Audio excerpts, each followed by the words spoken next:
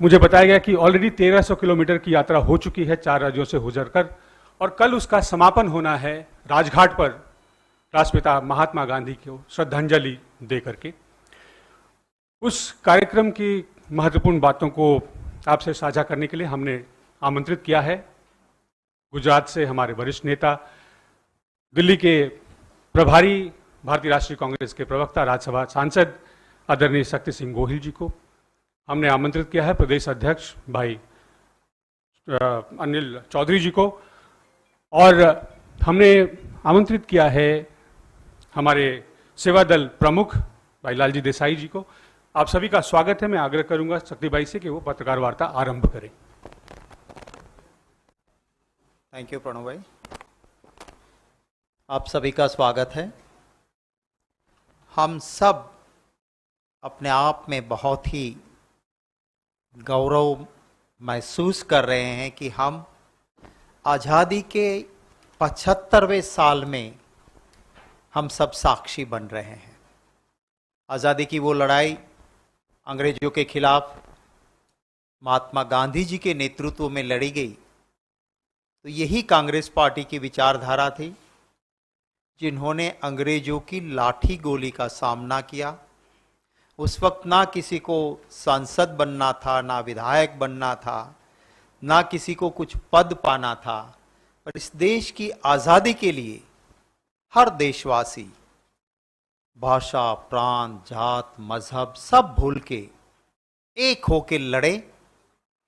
और ये कहा जाता था कि वो सल्तनत जिसका सूर्य कभी अस्त नहीं होता है, उस सल्तनत के खिलाफ देशवासी, हमारे स्वातंत्र सेनानी, हमारे पूर्वज लड़े और देश आज़ाद हुआ। आज उसके 75 साल पूरे हो रहे हैं। उस वक्त इस मौके पे कांग्रेस पार्टी की कार्यकारिणी ने कुछ ऐसे कार्यक्रम कि हम हमारे गौरवशाली इतिहास को याद करें, जनता के बीच जाए। राजनीति तो चलती रहती है, पर जो एक ये इतिहास है उसकी बात हम रखें। और उसी के सिलसिले में 6 अप्रैल को महात्मा गांधी जी का साबरमती के तट पे अहमदाबाद में जो आश्रम आया है, वहाँ से हमारे सेवा दल के साथियों ने, हमारे सेवा दल के राष्ट्रीय अध्यक्ष के नेतृत्व में, लालजी भाई देसाई के नेतृत्व में पदयात्रा शुरू की। 4 राज्यों में, गुजरात, राजस्थान, हरियाणा और दिल्ली, जब पदयात्रा तय हुई थी तो गांधी आश्रम से निकलकर राजघाट पहुंचे। 1251 किलोमीटर्स, 1291 किलोमीटर की यात्रा तय हुई थी, लेकिन लोगों का प्यार था। कई लोग गांव के अंदर भी ले जाना चाहते थे उस झंडे को, जिसका सबको नाज, फक्र और गौरव है। इसलिए जो तय हुई थी यात्रा, उनसे ज़्यादा किलोमीटर यात्रा चली है। मैं उन सभी साथियों का धन्यवाद करना चाहता हूं। 75 हमारे साथी हर वक्त आगे पूरे सम्मान के साथ झंडे को उठाते हुए पैदल चलते रहे। उस 75 साथियों के साथ साथ उसी ड्रेस में सजे हुए कहीं 500 से भी ज़्यादा साथी और जुड़े। कई गांव, कई शहर ऐसे आए कि जहां आम लोग भी साथ जुड़े, कांग्रेस के कार्यकर्ता भी जुड़े, और जन समर्थन, प्यार और आशीर्वाद लोगों का मिला। और 2-2 हजार, 3-3 हजार लोग साथ चले, कहीं हजारों महिलाएं साथ चली। ऐसी ये यात्रा चलती रही। और दिल्ली में कल सुबह 8 बजे राजघाट पे इस यात्रा का समापन समारोह होगा। उसकी विस्तृत बातें हमारे दिल्ली प्रदेश के अध्यक्ष भाई अनिल चौधरी जी और सेवा दल के हमारे राष्ट्रीय अध्यक्ष भाई लालजी भाई देसाई करेंगे। मेरी आप सबसे गुजारिश है, आपके पास, क्योंकि माहौल ऐसा चल रहा है, सवालों की बहुत लंबी लिस्ट होगी और हमने आज़ादी के 75 वर्ष के इस मामले में इसको थोड़ा राजनीति से ऊपर रखा है। देश हित में हमने जो कांग्रेस विचारधारा आज़ादी के लिए जब लड़ी, उस वक्त भी हमारा ध्येय था सिर्फ राष्ट्र हित। ये यात्रा भी हमने देश के आज़ादी के गौरवपूर्ण इतिहास के लिए ही चलाई है, तो उसकी मर्यादा को देखते हुए उसके बाद में भाई अनिल चौधरी जी, आपके कुछ सवाल हैं उनके जवाब देंगे, कुछ होगा तो हमारे कोऑर्डिनेटर प्रणव झा जी हैं, वो भी आपको ये सवालों के जवाब प्रेस कॉन्फ्रेंस के बाद अलग से करेंगे। बस इस प्रेस कॉन्फ्रेंस में आपके सवाल इसी पे सीमित रखे, ये मेरा अनुरोध है। मैं भाई अनिल चौधरी जी से, हाँ पहले इनको कर दें, लालजी भाई देसाई से विनती करता हूं कि वो अपनी बात रखें।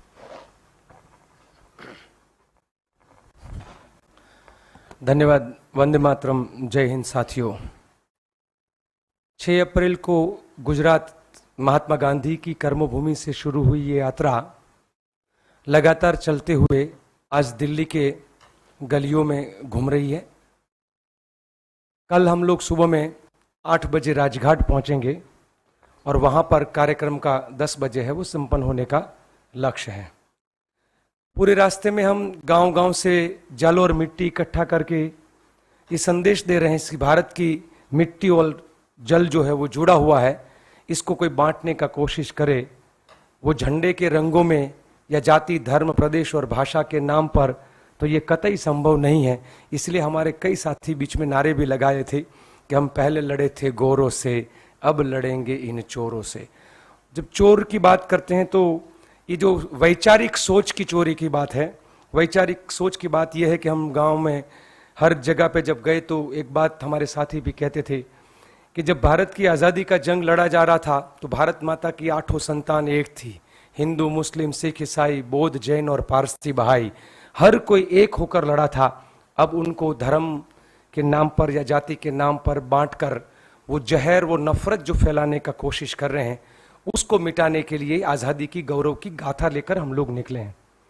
कई साथियों के पैरों में छाले पड़े, सोशल मीडिया में बहुत फोटोज वायरल हुई है। हर किसी ने तय किया था कि छाले पड़े कुछ भी हो पर हम चलते रहेंगे, और वो जज्बा था। और ये मुझे लगता है कि ये पहली ऐसी यात्रा है। इससे पहले 2005 में एक यात्रा थी गांधी आश्रम से दांडी, जो तिरंगे झंडे को प्रोटोकॉल से लेकर पैदल निकली थी। उससे ज़्यादा कोई किलोमीटर चलते हुए प्रोटोकॉल से नहीं निकला है। ये 1251 किलोमीटर तक कहीं झंडे को हमने, झंडे के आगे किसी को नहीं होने दिया है, झंडे को किसी को पीठ नहीं दिखाने दिया है।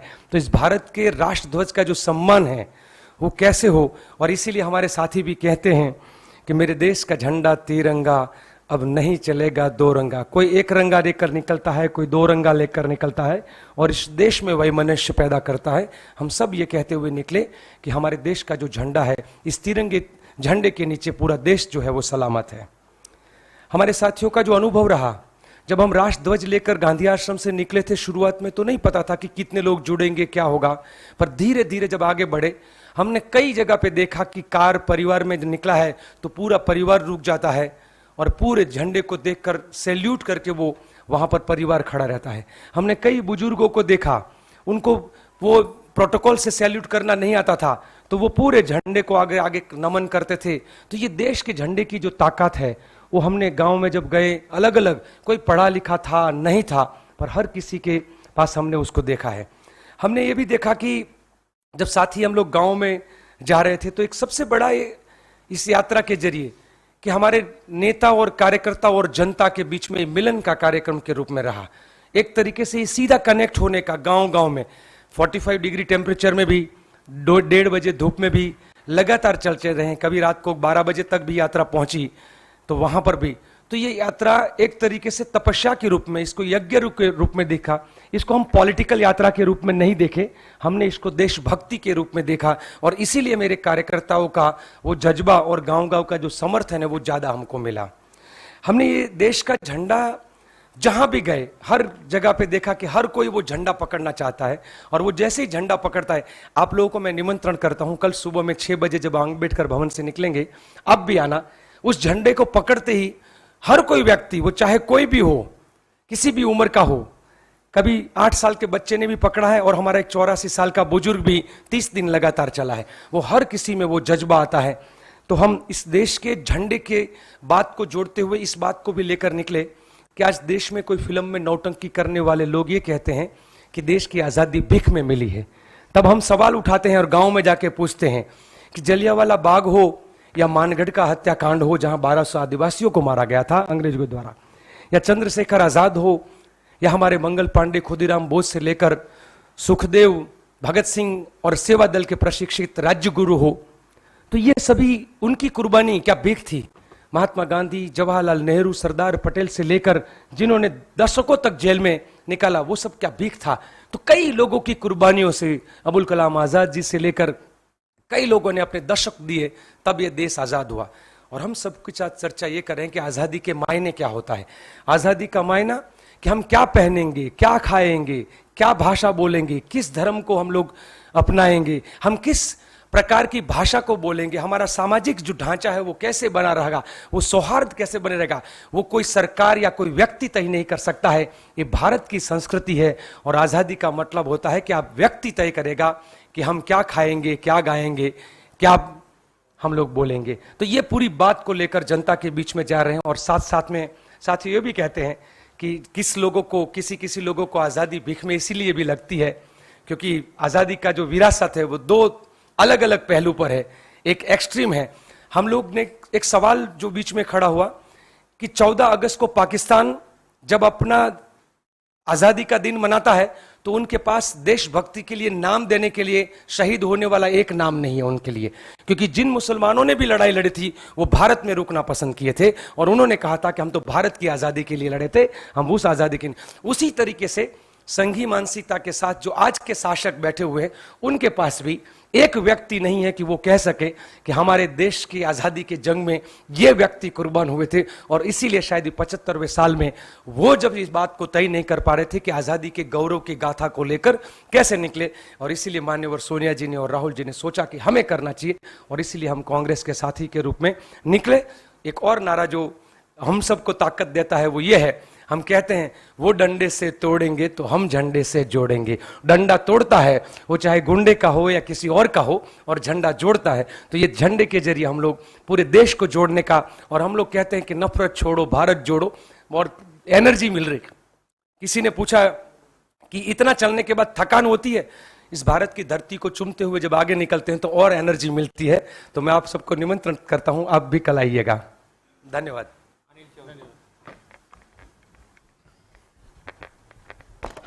धन्यवाद शक्ति सिंह जी। बड़े विस्तार से मुझे लगता है कि आदरणीय शक्ति सिंह जी ने और लालजी भाई ने यात्रा के बारे में विस्तार से आपसे बातचीत की और बताया है। मैं सिर्फ ये कहना चाहता हूँ, जिस सोच के साथ यात्रा शुरू की गई, ये सोच माननीय सोनिया जी और कांग्रेस नेतृत्व के द्वारा कि 75 वर्ष हमें आज़ादी के हो गए। ये जो एक लंबा सफ़र 75 साल का रहा है, वहाँ देश कहाँ पहुँचा है, और 75 वर्ष की जर्नी में इस देश ने क्या पाया, क्या खोया, जो आज के परिवेश में खास तौर से लालजी भाई ने बड़े विस्तार से बात की, उस पर मैं चर्चा नहीं करूंगा। तो इसके लिए यदि कांग्रेस पार्टी ने ये कदम उठाया कि हमें आज आवश्यक है अपने 75 साल के इस गौरव को हम धूमधाम से मनाएं, इसलिए जिस समिति का गठन हुआ, मुकुल जी उस कमेटी के कन्वीनर रहे, और उसके तहत पूरे देश में लगातार इस तरह के कार्यक्रम आयोजित होते रहे। अपने इन 75 वर्ष के गौरव इतिहास को अलग अलग तरीके से कांग्रेस पार्टी सेलिब्रेट कर रही है। अपने कार्यकर्ता हों या देश के लोग हों, प्रदेश के लोग हों, उनके बीच में संगोष्ठियां हों, इस तरह के आयोजन करके 75 वर्ष को हम मना रहे हैं।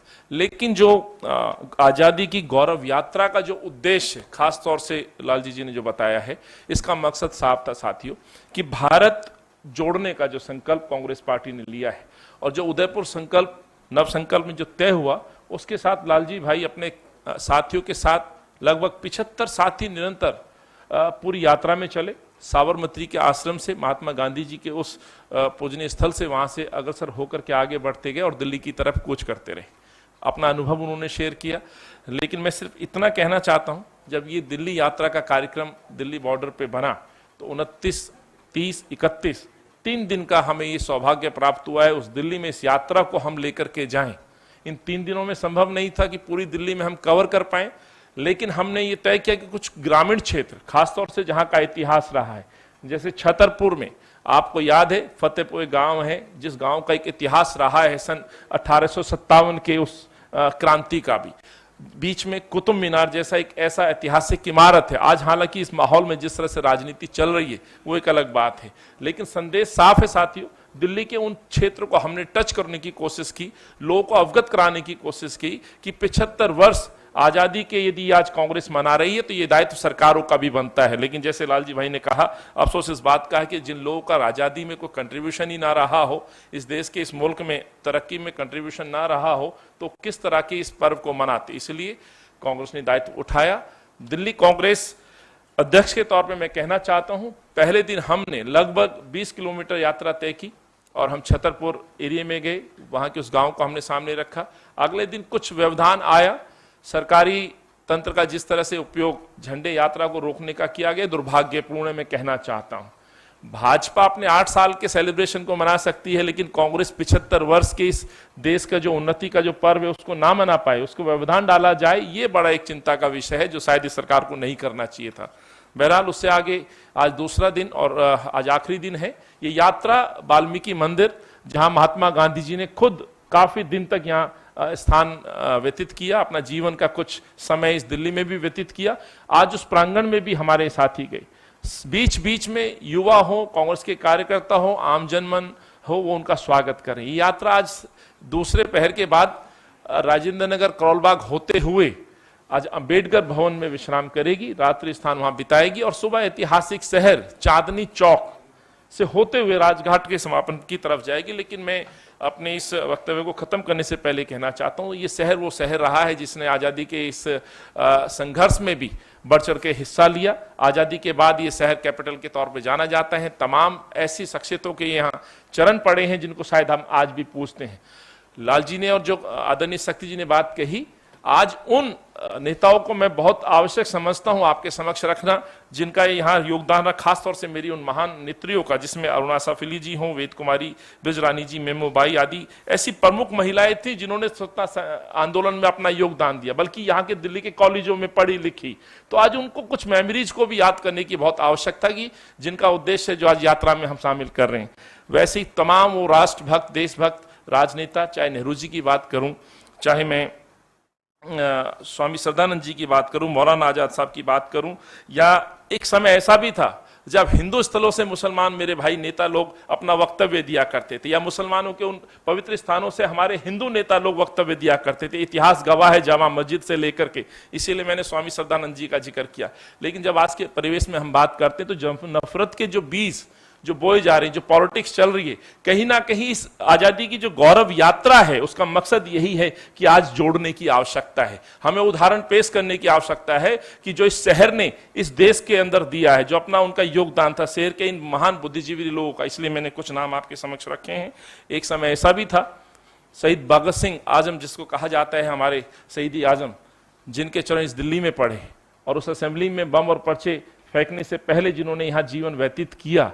तो ऐसी कुछ पुरानी यादों को भी हमने इस पैम्फलेट के द्वारा, एक पर्चे के द्वारा सम्मिलित करके वो ने फिर से अपनी दिल्ली की जो आवाम है, जो जनता है, उनके समक्ष लाने की कोशिश की है। और लालजी भाई के जो कार्यकर्ता, सेवा दल के हमारे जो वीर कार्यकर्ता हैं, वो इस संदेश के साथ गुजरात से बढ़े और धीरे धीरे अब राजघाट की तरफ जाकर के इस संदेश के साथ कि नव संकल्प कांग्रेस का जो अधिवेशन हुआ, जो आजादी पर्व हम मना रहे हैं, तो गौरव आजादी गौरव यात्रा का वहां समापन होगा। इस सोच के साथ, इस उम्मीद के साथ कि फिर से एक देश को जोड़ा जाए। बहुत बहुत धन्यवाद। कल आप लोग आमंत्रित हैं, आपका स्वागत है। उम्मीद है कि दिल्ली के और भी लोग आएंगे और महात्मा गांधी जी की जन्मस्थली से शुरू करके महात्मा गांधी जी की समाधि पे जाकर के एक ही संदेश के साथ ही यात्रा का समापन होगा लालजी भाई के नेतृत्व में, कि देश को आज एक साथ एकजुट खड़े होने की आवश्यकता है। धन्यवाद।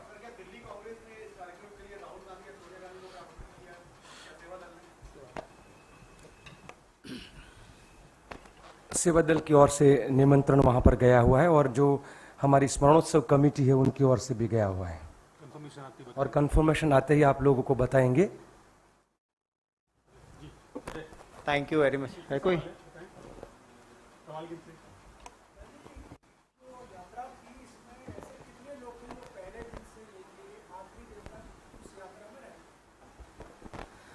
करीबन 16 लोग हैं जिन्होंने 1 मीटर भी कहीं बस के अंदर पैर नहीं रखा है या गाड़ी में नहीं रखा है। हमने सबको वो किया था कि आप 10-10 दिन के रोटेशन पर लोगों को कहा था, तो जिसको जाना है वो जा सकता था। हमने कहा कि ये कोई सजा की पदयात्रा नहीं है, ये आज़ादी के गौरव की पदयात्रा है, ये आनंद की पदयात्रा है, तो हम खुशियां मनाने के लिए निकले हैं। तो सबको फ्री हैंड दिया था कि जिसको जब जाना है। कई यात्री है घर जाके वापस जब पहुंचे फिर बोले कि मन नहीं लगता है यात्रा छोड़ना, क्या तो वापस भी आए हैं। तो इस तरीके से लगातार, पर 16 यात्री है और मैं